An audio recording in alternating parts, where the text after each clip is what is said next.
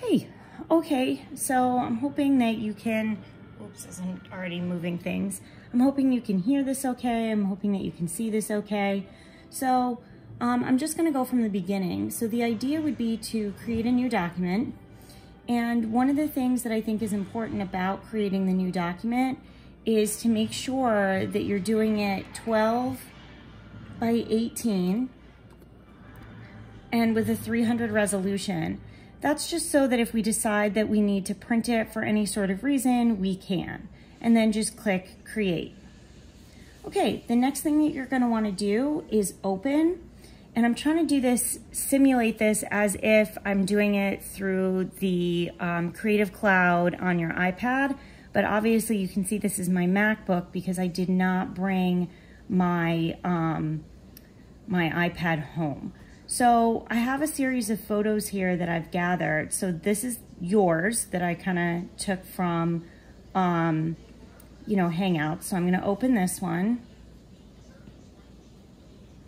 And then I'm going to open the ones that I want to collage in.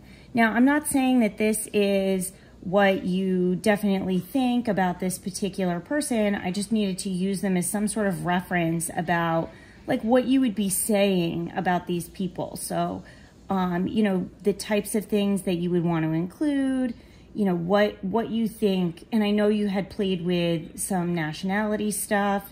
I know you had also played with gender. So I'm just going to show you a couple of sort of ways in which you can start to get these all put together. So going back to our first one, and you can see that there are different tabs up here.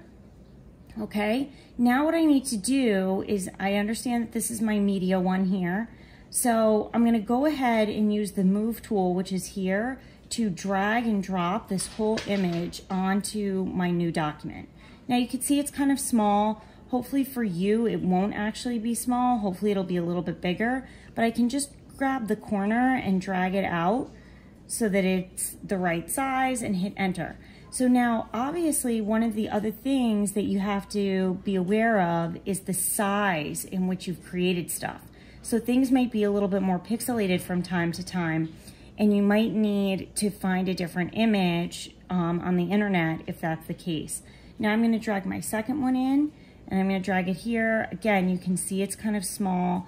My plan is to make her shirt the city. So I'm just going to kind of make this the size of the bottom half here. Obviously I can kind of adjust it later. And then what I want to do over here in the layers palette, if you can see, is I want to actually layer these. So this top layer is the top. That's what you see first and foremost. So if I click on this layer and drag it, I can actually drag it behind her. Now, before I drag any other layers, I think it's just easier to kind of show you what's up. So in this case, I'm just going to very quickly and easily use the erase tool here. And I'm going to erase her shirt. Now you see how there's a little line with an arrow through it here, or a circle with a line through it here? It just means I haven't selected a layer. So I'm going to be erasing out this first layer here. Now, this is really tiny here. So there's a place up here where you can go and you can adjust the size of the brush and you can adjust the hardness. I recommend for most of these that you keep the hardness very, very small in terms of percentage. This gives it a fuzzy edge, which will help it not look so cut out. It's still pretty small, and actually if I use my bracket keys, one bracket key makes it bigger, one bracket key makes it smaller. So I can just click and you can see that it's kind of appearing here. And I can really decide how much of this I really want to get into her shirt. So what I would recommend that you do is grab your magnifying glass tool, and you're gonna wanna enlarge this area because you really do want it to fit into sort of the strands of hair. Go back to your erase tool, make it a little bit smaller, and then start to add it in here. And I think that, again, you don't have to go crazy, and that fuzziness to the brush really allows you to add it without feeling like you have to have definite boundaries. And then if I use the slider bar across the bottom here, I can move to the other side. I can add just a hint of it in here if I want. I'm not sure how I think this is gonna look, but we'll see. And maybe, you know, a touch along the side here. Okay, now I'm just gonna go up to view and I'm gonna go fit on screen. And okay, I think that that's kind of interesting. All right, the next thing I wanna do is I'm gonna play with my second image here. And by the way, you can use as many or as few of these images as you think you need. I'm just gonna kind of exit some of these out because it's easier if you can see your untitled document. Okay, I'm gonna click using the move tool, drag and drop onto here. Now for the American flag, I thought I would put those into her sunglasses. So I'm gonna position them again, right where I think I need them. In this case, I'm not gonna make this any larger because I do want a little bit of both the blue and the red stripes. Then I'm gonna go over to my layer palette and I'm just gonna drag this behind her, okay? Now, I'm just gonna grab my eraser tool again. This time, obviously, this is too big of an area, and because this is such a small space, I am gonna go ahead and zoom in on it first.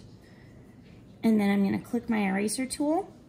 I'm gonna make this smaller, and I'm gonna, all right, so I'm clicked on the wrong layer, and that's my first indication that something was wrong. So I'm just gonna go edit, undo eraser, and now I'm gonna make sure I'm clicked on the right layer to erase, and now I'm gonna do it again. And you can see the flag that comes through here.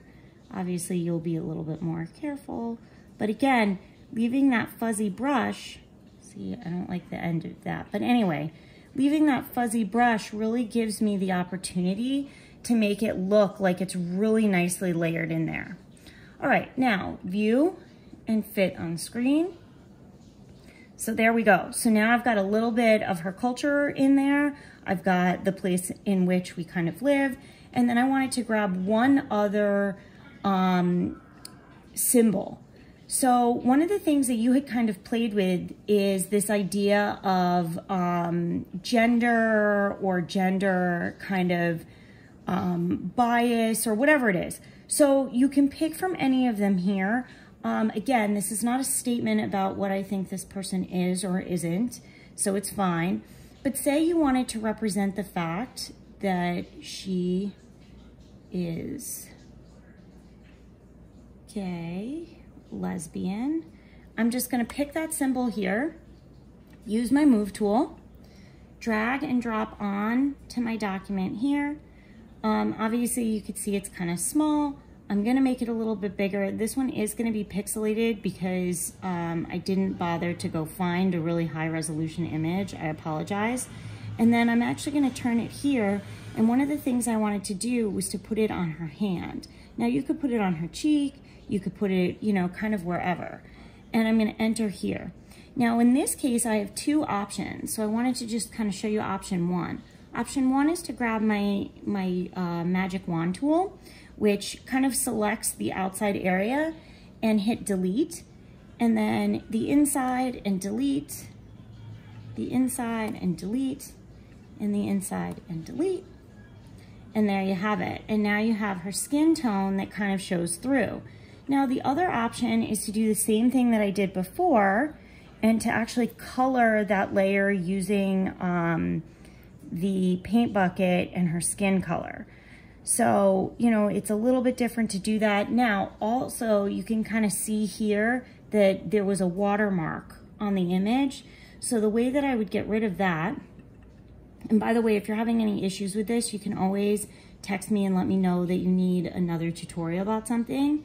So again, selecting my layer. Now I can select this inside area here, which I don't know if it did. I think it did.